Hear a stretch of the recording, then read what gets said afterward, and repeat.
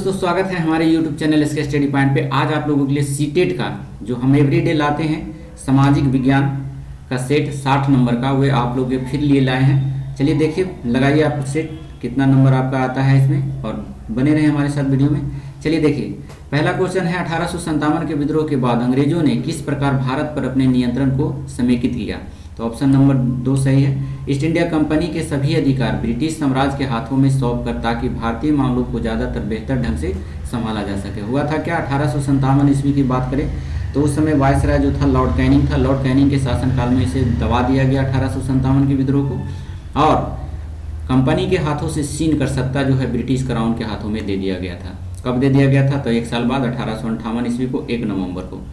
चलिए next question चलते हैं हम लोग। दूसरा क्वेश्चन है, निम्नलिखित में से क्या प्रतिनिधि लोकतंत्र की विशेषता नहीं है। प्रतिनिधि लोकतंत्र की विशेषता ऑप्शन नंबर 4 हो जाएगा, जनता के निर्णय निर्माण की प्रक्रिया में प्रत्यक्ष सहभागिता।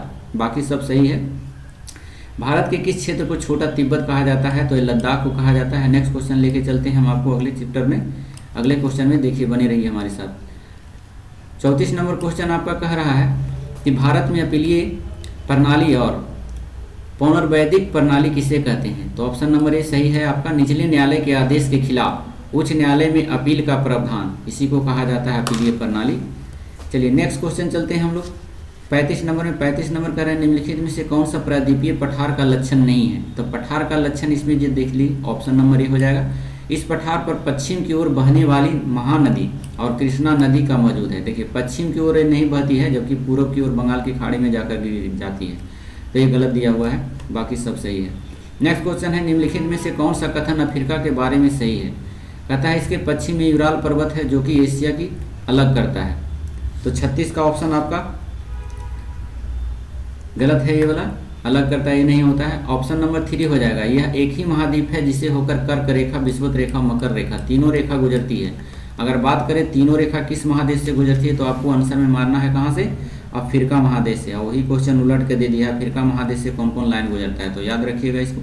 36 के बाद 37 नंबर क्वेश्चन में हम आपको लेके चलते हैं। 37 नंबर में बने रहे हमारे साथ। 37 नंबर में कह रहा है कि भारत के दक्षिणी भाग विशेषकर तमिलनाडु और आंध्र प्रदेश में शरद ऋतु में वर्षा होती है, क्योंकि शरद ऋतु में वर्षा होने का कारण क्या है, ऑप्शन नंबर 3 हो जाएगा। पवन अरब सागर से बंगाल की खाड़ी की ओर प्रवाहित होती है, जिसके कारण से ऋतु में वर्षा होती है। शीत ऋतु में मतलब ठंडे के मौसम में वर्षा होती है। निम्नलिखित में से कौन सा भरंतोष पर्वत है। भरंतोष पर्वत का उदाहरण ऑप्शन नंबर ए है, बेसजोस पर्वत। बेसजोस पर्वत की बात करें तो यह जो है बेसजोस पर्वत, भरंतोष पर्वत। भरंतोष पर्वत की बात करें तो ये जो है बलित पर्वत कहलाता है, तो यही है। और ये अफ्रीका और अफ्रीका माफ कीजिएगा, फ्रांस और जर्मनी की सीमा पर स्थित है बेसोस। अल्पलेशियन पर्वत कहें तो यूरोप में है, हिमालय पर्वत कहें तो एशिया में है, यूराल पर्वत जो है रूस में है, तो इसको याद रखेंगे। और ये सभी जो है मोड़दार पर्वत है, जबकि ये ब्लैक पर्वत है। नेक्स्ट क्वेश्चन चलते हैं हम लोग 39 नंबर में। पृथ्वी से हमें चंद्रमा की केवल एक ही भाग दिखाई पड़ता है। कारण कह रहा है चंद्रमा पृथ्वी का आकार चक्कर, पृथ्वी का एक चक्कर लगभग 27 दिनों में पूरा करता है। लगभग इतने ही समय में वो अपने अक्ष पर एक चक्कर पूरा कर लेता है। बातें सभी सही कहा गया है, तो 39 का आपका 2 नंबर सही हो जाएगा। आर, ए और आर दोनों सही है, और आर सही व्याख्या करता है एक ही। चलिए कयांत्रिक शैल के बारे में दिए गए कथनों पर विचार कीजिए। कयांत्रिक शैल के बारे में, तो कयांत्रिक शैल है ये अग्नेय अवसादी चट्टान। अवसादी शैल उच्च ताप और दाब के प्रभाव में कयांत्रिक शैलों में बदल जाता है, ये सही है।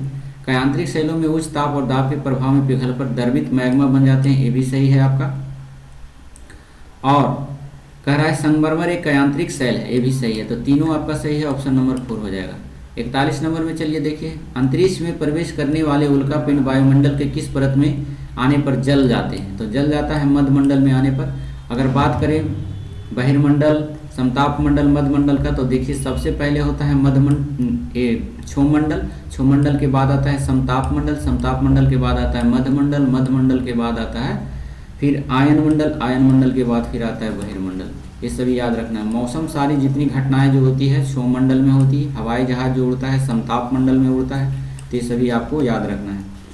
नेक्स्ट है ऋतु प्रवास जुड़ा हुआ है। ऋतु प्रवास किससे जुड़ा हुआ है, तो लोगों के आवागमन से। ऋतु प्रवास से के मतलब होता है जो लोग एक स्थान पर अस्थायी रूप से नहीं रहते हैं, घूम घूम कर अपना जीवन यापन करते हैं, उससे अस्थायी प्रवास से जुड़े हुए होते हैं। जैसे आयावर होता है, घुमंतु भोटिया होता है, ये सभी जो होता है।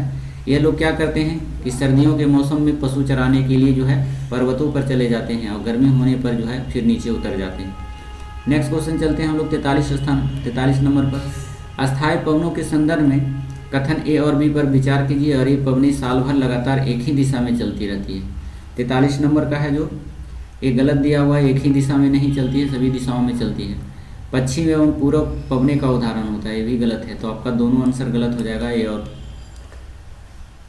माफ कीजिएगा, पवन साल भर लगातार निश्चित दिशा में चलती रहती है। हाँ, पवन जो है साल भर निश्चित दिशा में, ये सही है और बाकी ये गलत ही है। ऑप्शन नंबर 2 हो जाएगा इसका। ब्राजील के कंपोज और वेनेजुएला को लानोस उदाहरण है। ये सभी देखिए उष्णकटिबंधीय घास का मैदान है। ऑप्शन नंबर 4 हो जाएगा। जलवायु के संबंध में कथन ए बी पर विचार कीजिए। जलवायु वायुमंडल के दिन प्रतिदिन होने वाला परिवर्तन है, गलत दिया हुआ है। वायुमंडल कभी रोज रोज नहीं बदलता है, वह लंबे समय तक चलते रहता है, लंबे समय के बाद बदलता है, तो ये गलत हो गया। किसी स्थान की जलवायु केवल उसकी ऊंचाई और ऊंचावाद पर निर्भर करती है। 45 का जो है ये भी गलत है, ऊंचाई पर निर्भर नहीं करती है।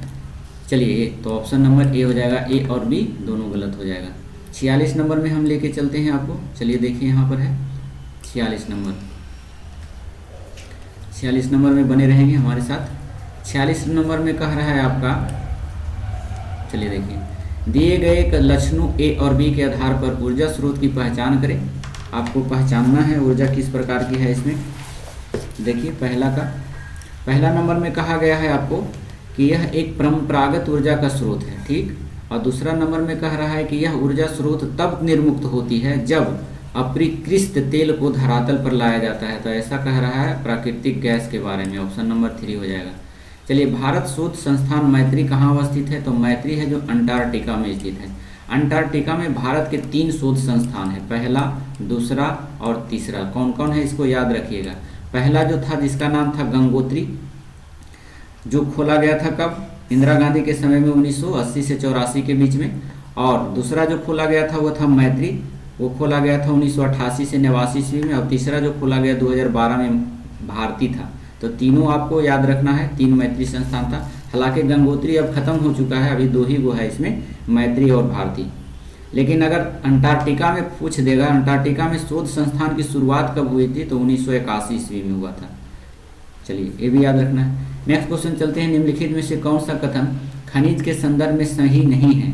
सभी खनिज आधात्विक होते हैं, गलत दिया हुआ है, यही नहीं सही है, क्योंकि सभी खनिज धात्विक भी होते हैं और अधात्विक भी होते हैं। तो ये ऑप्शन नंबर ए सही हो जाएगा।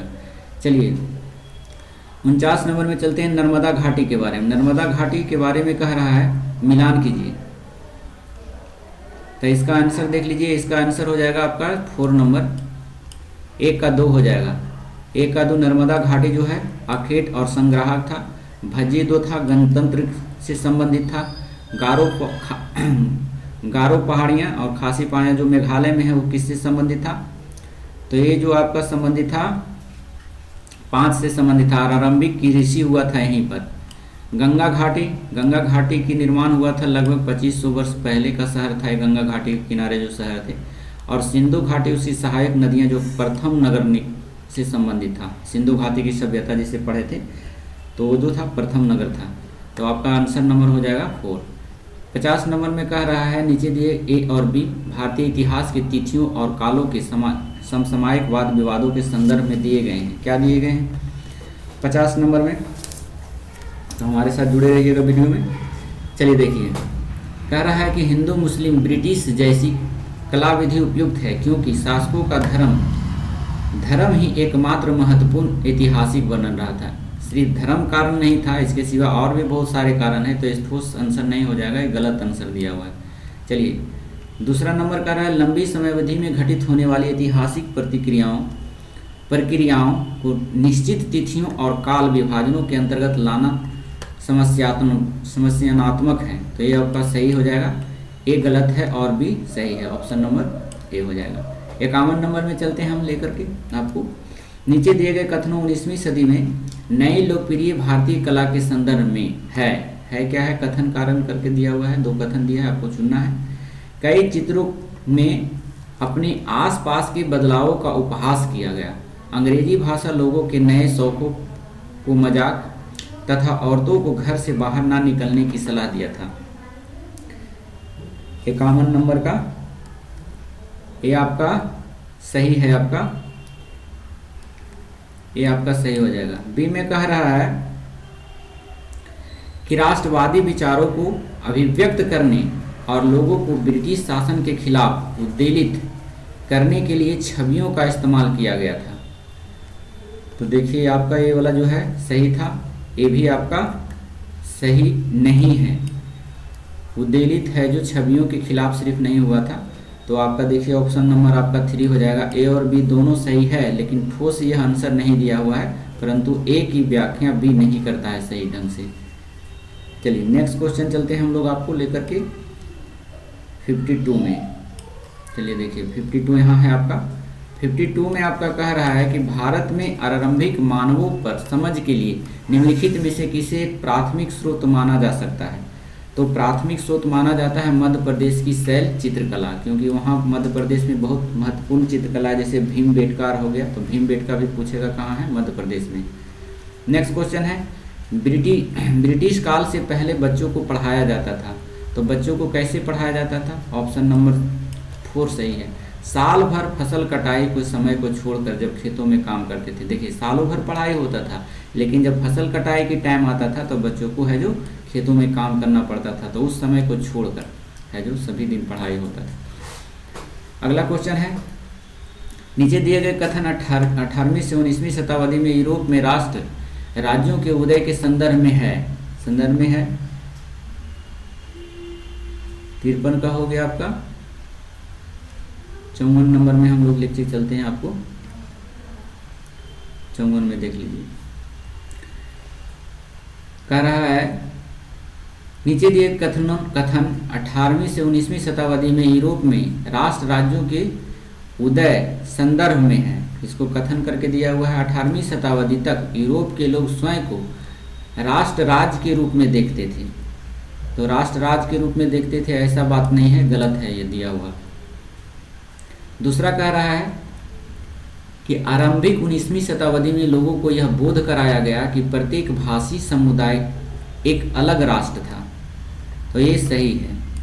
भाषाई राष्ट्र में सबको एहसास कराया गया था कि भाषाई समुदाय का एक अलग राष्ट्र था। तो ये सही है। तो ऑप्शन नंबर आपका ए सही हो जाएगा, ए गलत है और बी सही है।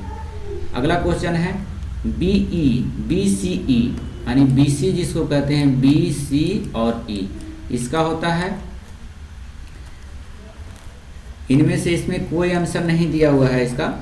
इसका जो है आंसर इसमें जो एग्जाम लिया गया था सीटेट के द्वारा, इसमें भी इसको ब्लैंक छोड़ा गया था। तो ऐसे आपको बता दें कि BCE का जो फुल फॉर्म होता है बिफोर क्राइस्ट ईरा होता है, जो इसमें ऑप्शन में नहीं दिया है। तो इस क्वेश्चन को रद्द कर दिया गया था जब एग्जाम लिया गया था। तो ऐसे देखें, अगर इस क्वेश्चन को ऐसा आ जाए तो आपको सिर्फ मारना है बिफोर क्राइस्ट ईरा रहेगा तभी मारना है। देखिए बिफोर क्राइस्ट ईरा किसी में दिया हुआ नहीं है। 56 नंबर में हम लोग लेके चलते हैं। हम यह आज कैसे जानते हैं कि पूरा पाषाण युग में भारत में शुतुरमुर्ग होते थे? यह कैसे जानते थे शुतुरमुर्ग होते थे? तो 56 के बारे में देख लीजिए। यह है जो तीसरा आंसर सही हो जाएगा। महाराष्ट्र के पटेन से, एक पटेन पुरा स्थल से, एक पुरा स्थल है, शुतुरमुर्ग के अंडे के अवशेष मिले। इसी से पता चलता है भारत में पूरा पाषाण काल में कि शुतुरमुर्ग पहले था।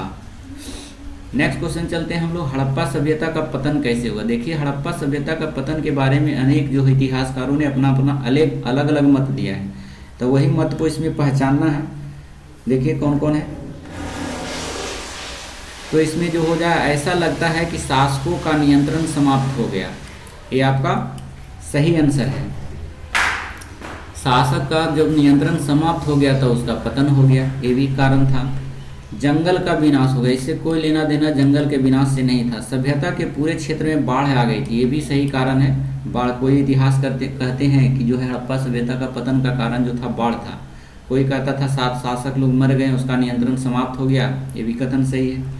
कुछ लोग कहते हैं कि नदियाँ सूख गई जिसके कारण से होता है, तो ये भी आपका सही आंसर है। तो ऑप्शन नंबर A, C और D सही हो जाएगा।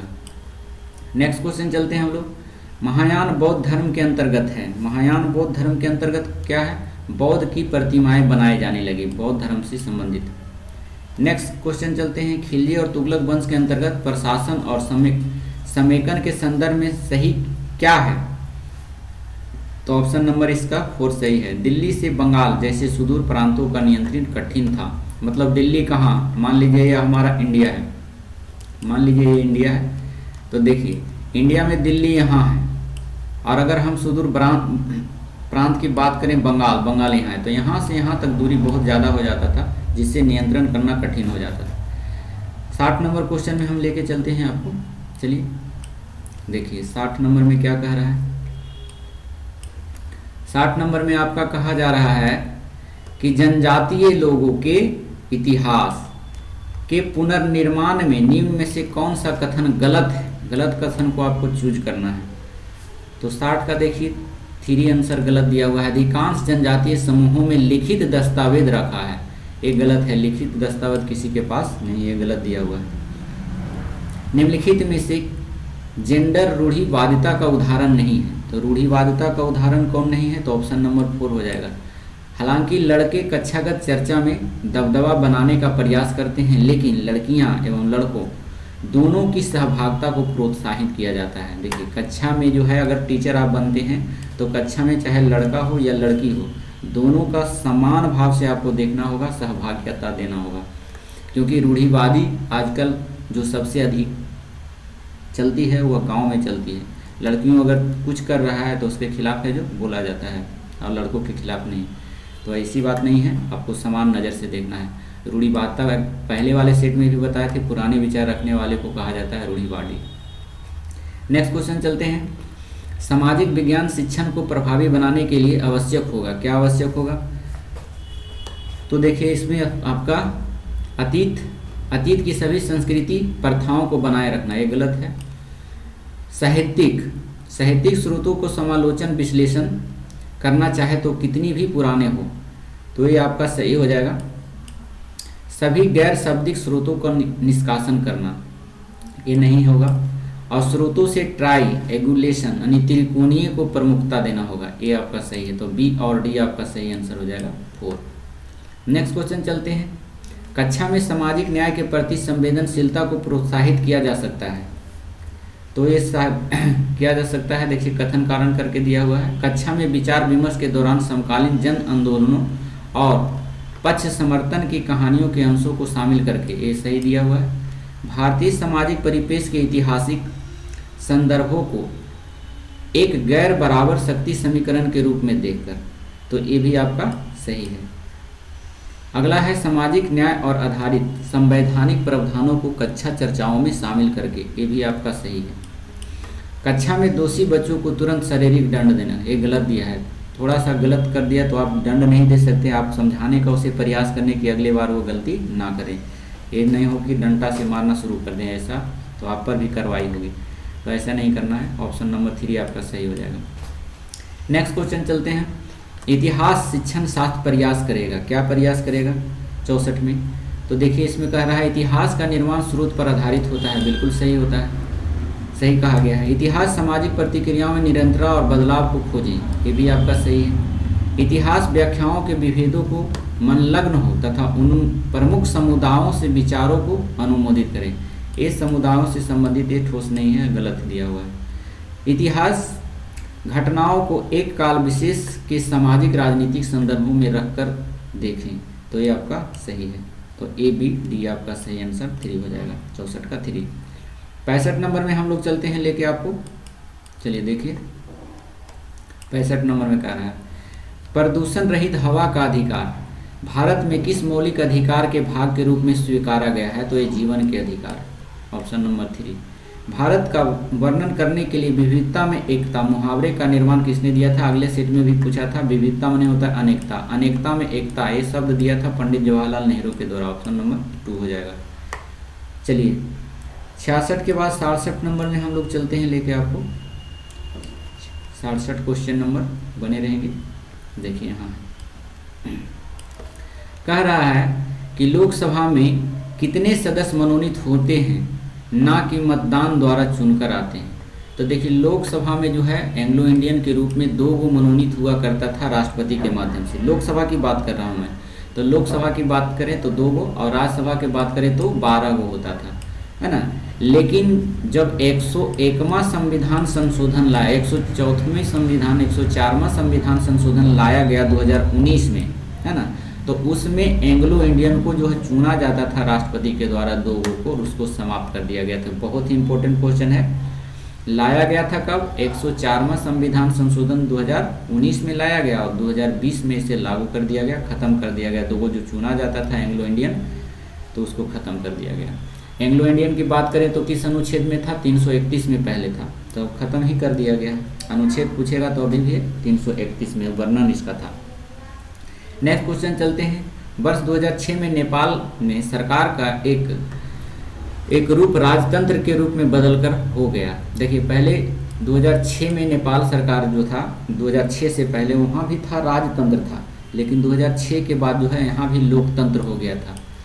68 का जो है आपका सही आंसर हो जाएगा 4, लोकतंत्र। अगर बात करें तो वो 2006 के समय में नेपाली संसद ने 200 वर्ष पुरानी जो था राजशाही व्यवस्था को समाप्त करके लोकतंत्र की स्थापना कर दिया, और वर्ष 2008 में से वहाँ से जो है अब निर्वाचित सरकार शासन चला रही है। 2008 से जो है निर्वाचित सरकार चला रही है, तो इसको याद रखेंगे।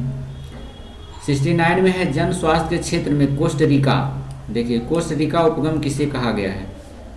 तो ऑप्शन नंबर 4 हो जाएगा। सैन्य बल ना रखना ताकि जन स्वास्थ्य पर ज़्यादा खर्च किया जा सके। देखिए एक कॉन्टिनेंट है अफ्रीका कॉन्टिनेंट, वहीं का है कोस्टरिका। वहाँ पर एक कोस्टरिका जगह है, तो वहाँ की सरकारें को कहना है कि नागरिकों को सुरक्षित पेयजल देने के लिए, आवास देने के लिए, स्वच्छता देने के लिए, पोषण देने के लिए, इन सभी को देने के लिए सारी सुविधाएं प्रदान की जाएगी। बशर्ते क्या करना होगा? सैन्य बल नहीं रखेंगे, जो उस पर खर्चा करेंगे हम इसी पर खर्चा करेंगे। तो ये याद रखिएगा कोस्टरिका में।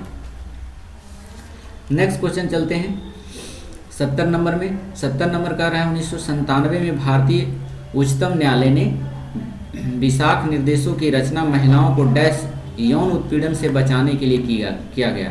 तो देखिए एक कार्य स्थल हो जाएगा। 1997 ईस्वी में उच्च न्यायालय के द्वारा निर्देश दिया गया था कि महिलाओं को कार्यस्थल पर जो यौन उत्पीड़न से बचाने के लिए व्यवस्था किया, तो कार्यस्थल हो जाएगा, यहाँ सही सिटी आंसर भराएगा।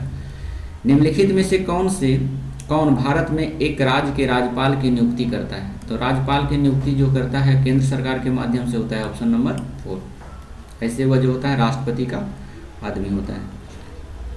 निम्नलिखित में से कौन सा ग्रामीण प्रशासनिक अधिकारी नहीं है? बहुत अच्छा क्वेश्चन है, तो इसका आंसर हो जाएगा नगर निगम वार्ड काउंसलर। ये जो है प्रशासनिक अधिकारी नहीं होता है। नेक्स्ट क्वेश्चन चलते हैं 73 नंबर में। 73 नंबर का है भारतीय उच्चतम न्यायालय द्वारा दिए गए डीके बसु निर्देश क्या है? तो डीके बसु निर्देश जो है गिरफ्तारी, नज़रबंदी और पूछताछ के दौरान पुलिस द्वारा पालन की जाने वाली प्रतिक्रियाओं से जुड़े निर्देश हैं। चलिए नेक्स्ट क्वेश्चन चलते हैं हम लोग। वन अधिकार कानून 2006 अपने शीर्षक में कौन सी श्रेणी के अधिकारों को स्वीकारता है? तो ये स्वीकारता है आपको अनुसूचित जनजातियों के बारे में।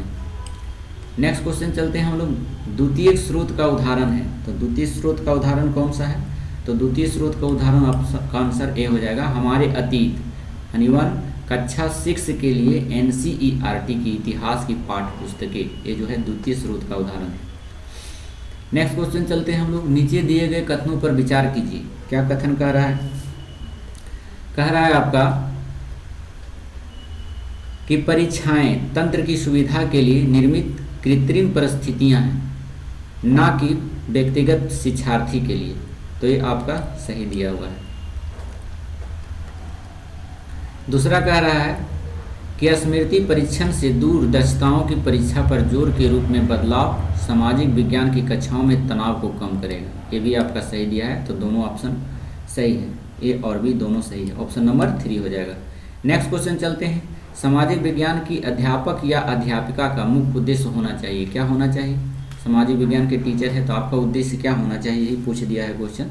तो आपका उद्देश्य होना चाहिए कि सभी तत्वों जो समाज का निर्माण करते हैं उनके बीच संबंधों को बोध कराना। तो ऑप्शन नंबर 3 सटीक आंसर है। नेक्स्ट 77 के बाद 78 नंबर में हम लेके चलते हैं आपको क्वेश्चन पे 78। देखिए 78 में क्या कहा गया है, देखिए 78 में कहा गया है सामाजिक विज्ञान की कक्षा में फिल्मों को एक प्रभावी शैक्षणिक उपकरण के रूप में प्रयोग किया जा सकता है, क्योंकि फिल्म को भी प्रयोग उदाहरण देकर आप बता सकते हैं। क्योंकि वाला क्वेश्चन जो दिया गया है तो आपको कथन से ही बनेगा। कह रहा है फिल्म कक्षा के भीतर बाहरी दुनिया को ला सकती है, गलत है। अब है खेल को मैदान को ला सकती है, नहीं ला सकती, तो गलत हो जाएगा। फिल्में अनदेखे और अनसुने संदर्भों की खोजने की शक्ति से प्रेरित करती है, ये आपका सही है, ये जो है आपका सही कथन है। नेक्स्ट सी में कह रहा है फिल्में ऐसी कहानियां, संवादों और छवियों को सामने लाती है जो जीवन में हमसे दूर हो सकती है, ये भी सही है। डी में कह रहा है फिल्में एक वस्तुनिष्ठ माध्यम है जो छात्रों को एक ही तरह के अपने विचार प्रस्तुत करने के लिए प्रोत्साहित कर सकती है, ये भी आपका सही दिया है। तो ए बी होगा और सी और डी ऑप्शन नंबर ए हो जाएगा आपका। नेक्स्ट क्वेश्चन चलते हैं। कक्षा में मानचित्र के प्रयोग के संदर्भ में निम्नलिखित कथनों में सही कौन सा है? तो 80 में देखिए 79 का जो है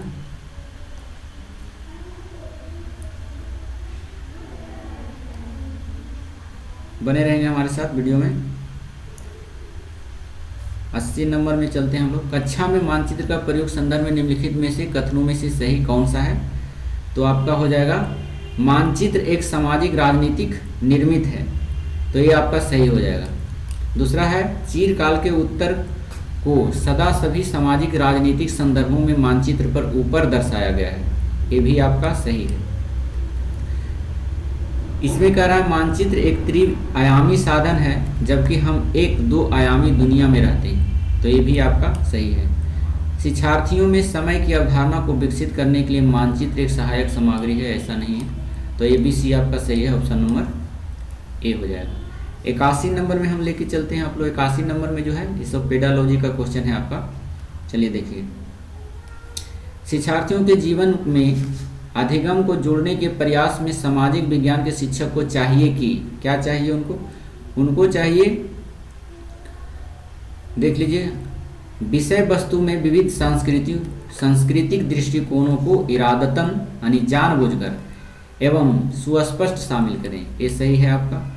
दूसरा कह रहा है आपका कि कक्षा में शिक्षार्थियों को उनके निजी एवं पारिवारिक संदर्भ को चिन्हित करना। निजी और पारिवारिक से संबंध कक्षा में क्या करेंगे आपको, निजी ये गलत दिया हुआ है। शिक्षार्थियों को अपने उदाहरण एवं अनुभवों को कक्षा में साझा करने के लिए मौका दे, ये सही आपका है, तो ऑप्शन नंबर 3 हो जाएगा, ए और सी। नेक्स्ट क्वेश्चन है 82 में, इतिहास पढ़ाते समय त्रासवली चार्ट का प्रयोग होता है। त्रासली चार्ट का प्रयोग होता है, ये बात कथन के माध्यम से आपको चुनना है। किसी साम्राज्य या वंश के वर्णन एवं विकास को चिन्हित करने के लिए, तो ये आपका सही हो जाएगा। दूसरा है अनुक्रम और प्रक्रियात्मक संबंधों को दर्शाने के लिए, भी सही है आपका। एक कलाक्रमिक रूपरेखा देने के लिए, ये भी सही है आपका। और शिक्षार्थियों को स्थान की अवधारणा विकसित करने के लिए, तो ये आपका सही नहीं है, ऑप्शन नंबर 2 हो जाएगा, ए बी और सी। नेक्स्ट क्वेश्चन 83 नंबर में कह रहा है दृष्टि बाधित शिक्षार्थियों के साथ कार्य करते समय एक सामाजिक विज्ञान के शिक्षक को किस प्रकार से शिक्षण अधिगम प्रक्रिया में अनुकूलन करना चाहिए, आपको कथन के माध्यम से बताना है। देखिए, यथोचित विराम तथा पुनरावृत्ति के साथ स्पष्ट एवं उच्च आवाज में बोलना। पुनरावृत्ति आवाज में उच्च आवाज में बोलना, ये गलत दिया हुआ है आपका। 83 का देखिए कथन कारण करके दिया हुआ है 83 नंबर का, इसमें कहाँ दिया गया है आपका, बने रहे हमारे साथ वीडियो में।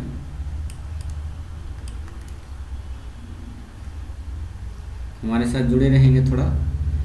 ए भी करके दिया हुआ है आपका 83 नंबर में, थोड़ा ऑप्शन देख लेते हैं इसका क्या है दिया हुआ। चलिए देखिए, ऑप्शन नंबर ए, सी और डी दिया हुआ है, ए सी डी। चलिए देख ले।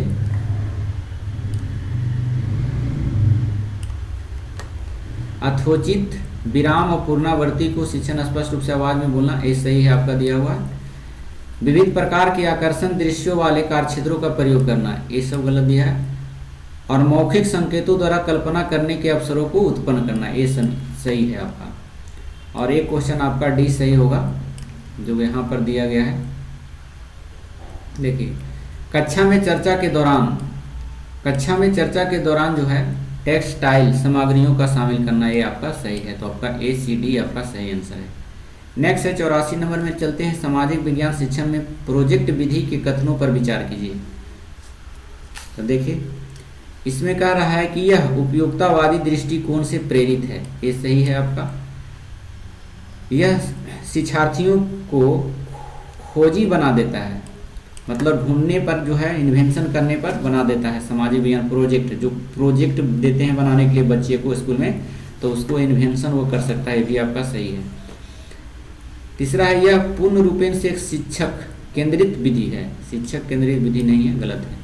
यह स्वनिर्देशित क्रियाकलापों द्वारा अधिगम को मानती है, ये सही दिया हुआ है। तो ऑप्शन ए, बी और डी सही है। 85 नंबर में चलते हैं हम लोग। अन्वेषण के इच्छुक रचनात्मक दृष्टिकोण से एक सामाजिक विज्ञान की शिक्षिका अपने शिक्षार्थियों को किस रूप में देखेगी? देखिए, सामाजिक प्रतिक्रियाओं में खोज करने को उत्सुक, ये सही है। स्रोतों के आधार पर कल्पनाशील, ये भी करना है। और समस्याओं के समाधान के सुझावों को कोशिश करने वाले, ये भी आपका सही है। विवादास्पद मुद्दे को उच्चतर शिक्षा के स्तर पर चर्चा करने के लिए स्थगित करना, ये गलत दिया हुआ है। ए बी सी आपका सही आंसर हो जाएगा। 86 में देख लीजिए, सामाजिक विज्ञान के पाठ्यचार्ज को अधिक समावेशी बनाने में निम्न में से कौन सा सहायक हो सकता है? तो देखिए, पाठ्यचार्ज को जेंडर संबंधी मुद्दों को जोड़ना है। जेंडर संबंधी मुद्दों जोड़ना गलत हो जाएगा। कक्षा में एक रूप निर्देश एवं एक निश्चित लक्षण शैली होना, ये आपका सही है। विभिन्न स्रोतों को शामिल करना, एकाधिकारिक एवं निम्न वर्गीय प्रसंगों के, ये आपका सही है। और एक परीक्षा पत्र सभी शिक्षार्थियों के लिए होता है, ये गलत दिया हुआ है। तो और आपका बी और सी आपका सही है। पाठाचार जेंडर से संबंधित मुद्दों को जोड़ना, 86 ना, ए आपका सही था, थोड़ा इसको सुधार लेंगे। ए वाला गलत हो जाएगा आपका, तो ए सी हो जाएगा आपका आंसर। ए और सी ऑप्शन नंबर 3। चलिए नेक्स्ट क्वेश्चन चलते हैं हम लोग। 5 नंबर आ रहा है, इधर से हिंदी आ जाएगा। हिंदी आपको नेक्स्ट चैप्टर में कराएंगे हम।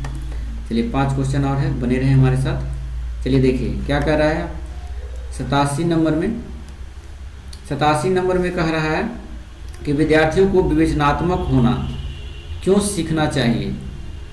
तो देखिए क्या है, ऑप्शन नंबर 4 हो जाएगा। यह समझने के लिए कि मुद्दे उनकी खुद की जिंदगी से कैसे जुड़े हुए हैं।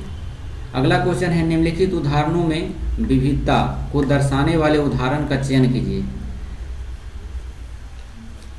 तो यह है, परितोष को बांग्ला अच्छी आती है, वही सुचिता हिंदी बोलती है। तो ये ऑप्शन सही है आपका 88 का ए। 89 का देख लीजिए। 89 में कह रहा है, एक स्कूल के सामाजिक विज्ञान के शैक्षणिक भ्रमण के जीरो बोमडिल्ला नामदफा राष्ट्रीय उद्यान तवांग एवं सिगांग गांव को शामिल किया गया है। किस माध्यम से विद्यार्थियों को आप भ्रमण किए गए 2 राज्यों को इंगित करने को कहेंगे? तो देखिए, इसी में आपको पता है बोमडिल्ला अरुणाचल प्रदेश में, नामदफा, तो इसका आंसर आपका हो जाएगा अरुणाचल प्रदेश पकड़ा गया। अरुणाचल प्रदेश एवं मणिपुर, नामदफा राष्ट्रीय उद्यान तवांग और लिशांग गांव, ये जो है मणिपुर में है, जबकि बोमडिल्ला और नामदफा जो है अरुणाचल प्रदेश में। नेक्स्ट क्वेश्चन चलते हैं हम लोग। सामाजिक विज्ञान की समसामयिक समझ अध्यापकों को निम्नलिखित सभी को करने की प्रोत्साहित करती है, केवल इसको छोड़कर। किसको छोड़कर? तो 90 का आंसर आपका 3 हो जाएगा। प्रश्नों के समान उत्तर देने के लिए शिक्षार्थियों को प्रोत्साहन देना, जिससे कि वो सभी बेहतर बन सके, ये सिटी का आंसर है। तो इसके साथ आपका 60 क्वेश्चन जो है सामाजिक विज्ञान का समाप्त हो गया। कैसा लगा वीडियो आप लोग हमारे कमेंट बॉक्स में ज़रूर लिखें और अपने तैयारी को बेहतर रूप दें, ताकि जो है आने वाला कल है, जो आप देने वाले एग्ज़ाम है, उसमें आप बेहतर प्रदर्शन कर सकें। तो बने रहेंगे, हमारे साथ जुड़े रहेंगे। हम प्रत्येक दिन एक वीडियो लाते हैं आपके लिए। तो मिलते हैं फिर ऐसी वीडियो के साथ नेक्स्ट चैप्टर में। जब तक के लिए धन्यवाद। Thank you so much. Thank you for watching.